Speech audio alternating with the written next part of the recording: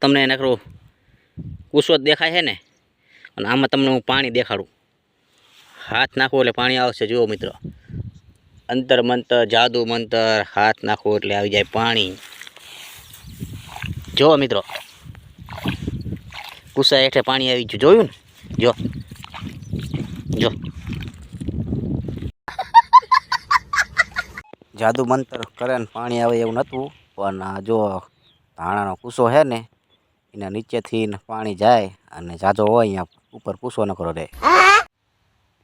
Finally આપણે ધાણાવાળું પડું કહી દીધું છે અને હવે કરવાનું છે ઘઉંવાળા પડામાં ચાલુ. જો રેલગાડી જાય કૂસાની, જો ઢોરિયાના પાણીમાં અહીંનો પાટો અને જાય છે. જો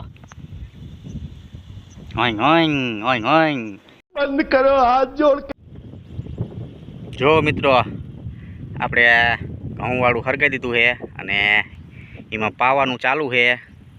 હા, રાખવાનું છે એટલે ટેફા બેફા ન નીકળે બહુ અને સારું હંકી જાય એટલે. અને આપણે ખાવી જો હુક્કા ઘઉંનો પોંક, અંદર અમુક રહી ગયા હોય ને, હરગી ગયા હોય.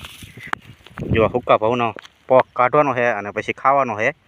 તો બતાવું તમને કેવી રીતે પોંક નીકળે અને કેવો લાગે છે.